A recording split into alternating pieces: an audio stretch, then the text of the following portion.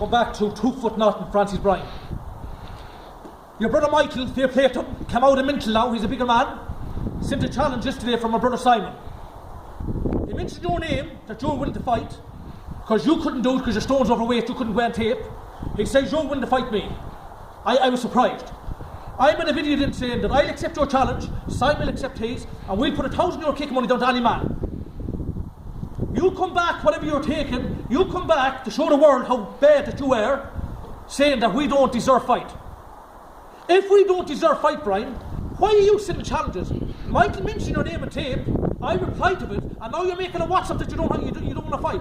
If we don't deserve fight, Brian, and it's down to 30, why did you not turn up to Tommy O'Donnell's cross? We were only Stokes at it, it was full of O'Donnells, but you couldn't turn up. But you're smart man not to turn up, because it wasn't mistakes that we had. You know exactly what we had, you're a smart man. Michael O'Donnell, obviously I'm glad you admitted that you came out of rehab. Michael, I've won over you. I split your eye all the way down there through your eyebrow in Medjugorje. It was your own fault. Don't be threatening Michael Ballyconnell. We'll come back here very shortly. You're living out in Balbriggan. We know exactly where you're living, Michael. Keep it out of your mouth. You and Brian shove your nose up my Jugs hole. Now, forget about you. You're wasted. You never fight nobody. And you're never doing dirty anyway. Forget about you.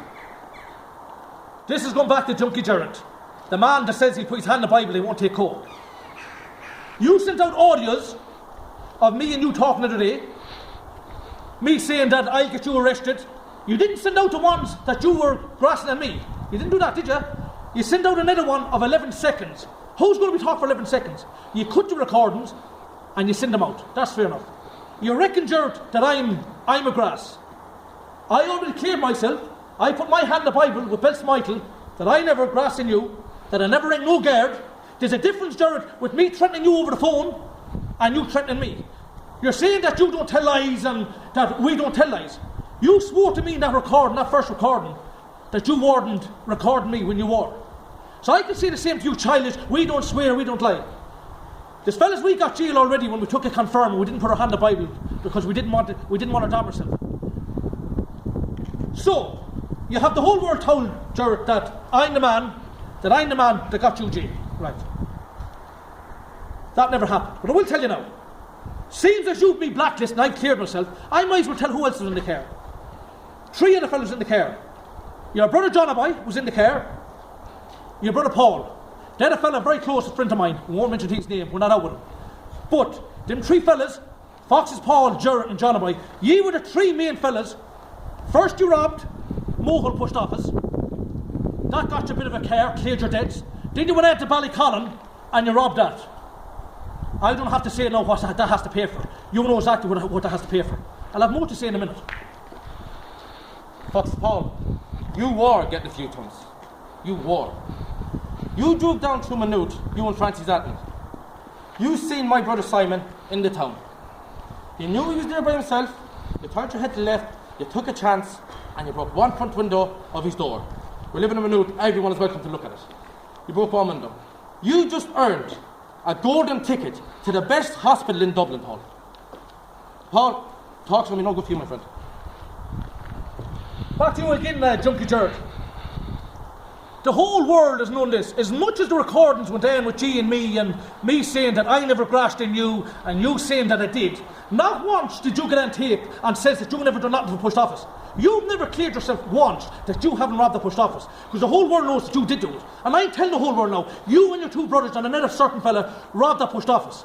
Now, every videotape that you make, even with your nephew Michael Keenan, every videotape you make, you're trembling, you're threatening. You have cameras outside your house, you have cameras in your sitting room. You're not leaving them safe. The whole world knows we were willing to fight the 2 junkies yesterday when we put money down. You're begging on tape. I'm begging you, will one of you fight me? I don't care, will one of you fight me? Because you know, you says to everyone, and Michael Keenan says that we were willing to fight. We were willing to put down money yesterday. Injuries are happening, we were willing to put money down, and we're willing to lose it. But, down to the point, you are not getting fight. Sorry, one more thing, Paul. As I say, you knew there was a special needs child in that house. You knew that. Brian confirmed it, even though he wasn't there. He confirmed Simon wasn't in the house. But you're the man who knows how many kids Simon has. You knew there was a special needs child in that. Paul, your history. I'll finish what he's saying. Foxes, Paul, Number one is, you were getting fight. You done the lowest of the lowest. You seen Simon in Minute, as Francie says. You seen him in a certain fella's care. You done a UE, and you come back and broke the window. Bad enough we're saying this. Twofoot Norton replied just and says, we knew you weren't in the house. We went back to your house where your children was, and you were roaring and crying. You, Paul, that was standing with us, again, Francis, fellas. We all know what we're seeing around when we follow Francis Martin left, right, and centre. You were the driver. You were on driving one of the cars. You brought them to our house.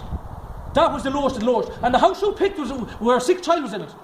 As Francis says, you're going to some hospital and you're not leaving it. Now, Michael Keenan, swellhead, junkie, 20 stone of fat shite. Yeah? You're going as a madman in the video, Michael.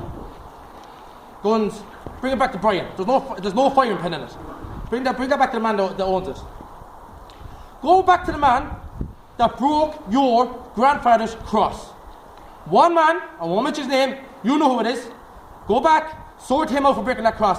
Then we'll see your man. Because at the moment you have no rep, all you have is robbing phones off old women in the city. That's one thing, Michael. Two is, this situation can't get no worse for Francis, fellas. What's going to happen is going to happen. Michael, you should have no harm of clearing yourself. You said you rang Michael, you rang Brian a lot of times, we cleared a lot of shit up. You'll have no hassle clearing this up.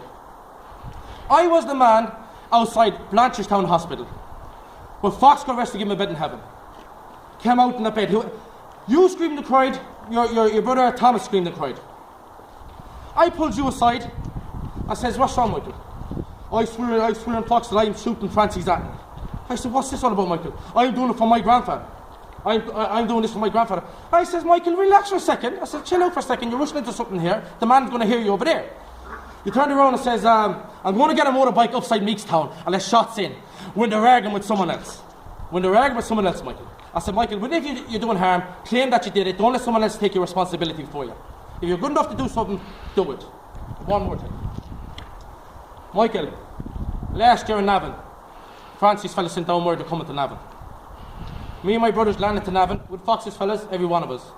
A good few of them went into the pub in Navan. You landed down, you had murders with your Uncle Jared outside the pub, 10-15 minutes.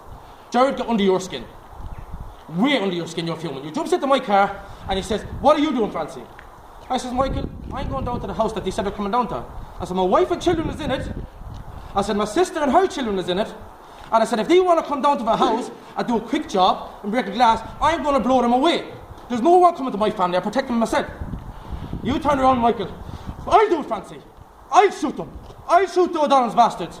I said, Michael, well, I said, relax for a second, Michael. I said, it's my family in there, not yours. I don't need you to do it.